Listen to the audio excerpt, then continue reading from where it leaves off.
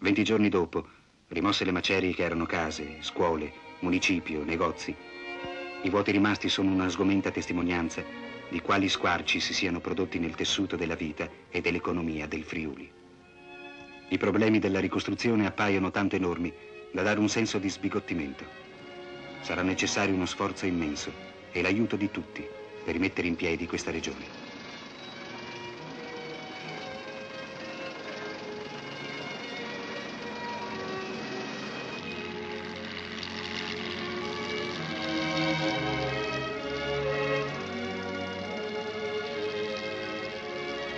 Non è il lavoro, comunque, che spaventa il friulano, ma l'indifferenza.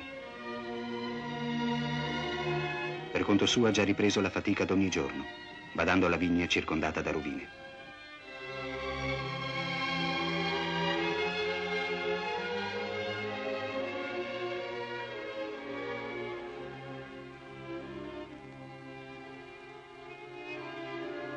Clauzetto. La chiamavano il balcone del Friuli. Bellissimo luogo di villeggiatura e adesso un comune disastrato che ha subito gravi danni alle case e perduto il municipio.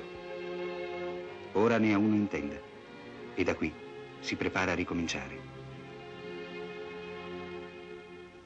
Comuni e comunità montane sono stati punti di riferimento costante per le popolazioni sinistrate nella ricerca di soluzioni per gli infiniti problemi umani e sociali provocati dalla tragedia. A pochi chilometri Vito d'Asio. Come Clauzetto, era una ridente località di collina che si è trasformata in un ammasso di rovine. Poche le cose da salvare nella catastrofe che ha causato 14 morti. In questa desolazione, anche i vasi di fiori sono un patetico ricordo da salvare. Un brandello della casa perduta da portare con sé nell'esilio della Tendopoli.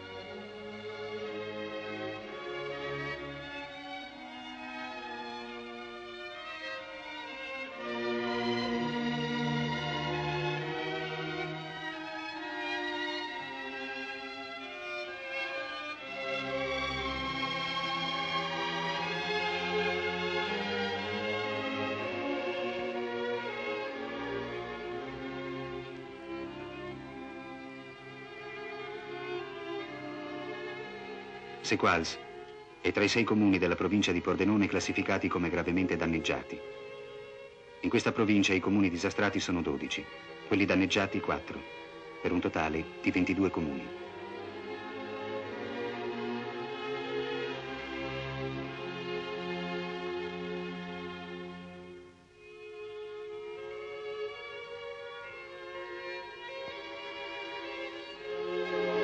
Impossibile in questa sintesi dare una visione dei danni alle aziende agricole, alle strutture zootecniche, agli impianti collettivi di raccolta.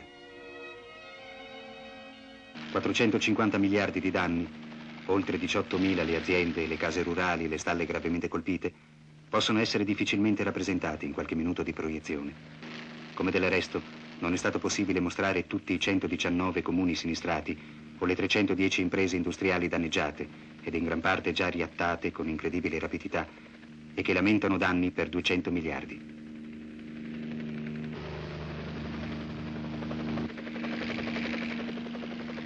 E lo stesso vale per le 3.000 imprese artigiane distrutte o danneggiate, per la cui ricostruzione saranno necessari 120 miliardi, o per i 2.700 tra pubblici esercizi, negozi e alberghi che le scosse telluriche hanno cancellato, con un danno complessivo di 90 miliardi.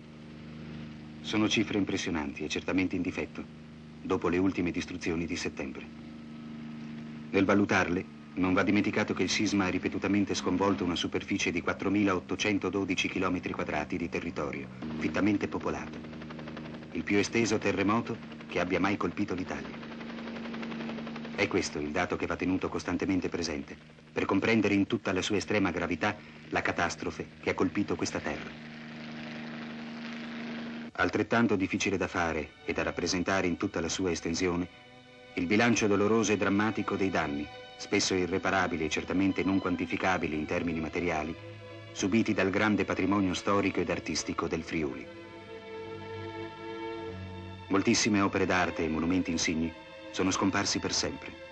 Di altri si tenta il recupero, almeno parziale.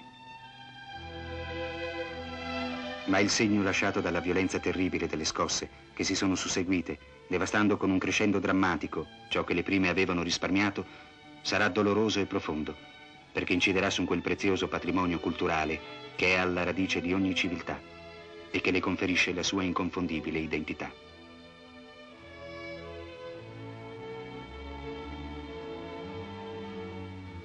Antichi centri storici come Spilimbergo, Pordenone, Cividale, San Daniele mostrano sui loro famosi monumenti le tracce di questa violenza che ha squassato ed annientato secoli di lavoro e di creatività.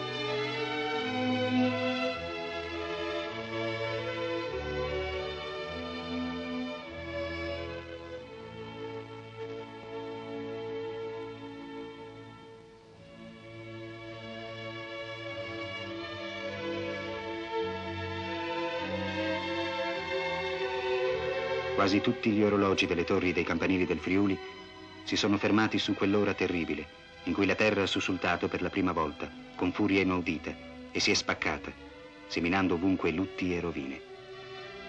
Ma ci sono state purtroppo altre ore terribili, perché questa furia non si è placata, ma ha continuato ad infierire contro ogni previsione ed ogni speranza.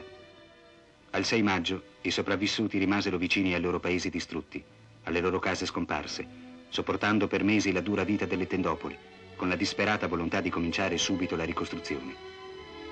Ci sono voluti 2 tremendi scrolloni di settembre per far mollare ai friulani la presa rabbiosa con la quale si tenevano aggrappati alle rovine della loro terra e farli accettare di trasferirsi nelle località turistiche della costa. Annullata in pochi secondi la fatica di mesi per la riparazione delle molte case ancora abitabili, stremati dalle sofferenze di una vita impietosa nelle tende, con l'inverno vicino e soprattutto l'antica, tremenda paura del terremoto di nuovo riapparsa, hanno ceduto e preso la via di un esilio che, se anche temporaneo, non per questo è per loro meno doloroso. Ora avranno un tetto ed un po' meno paura, ma i problemi che si sono portati dietro sono enormi. Ci sono i campi del bestiame nelle terre abbandonate ai quali occorre provvedere, il lavoro nelle fabbriche che deve proseguire, le famiglie e le comunità smembrate da ricostituire. Per tutti questi drammatici interrogativi di migliaia di famiglie, la collettività deve saper trovare soluzioni adeguate. Questa documentazione si chiude con un impegno di tutti, il ritorno dei friulani alla loro terra martoriata, che quanto prima, tutti assieme, vogliamo ricostruire.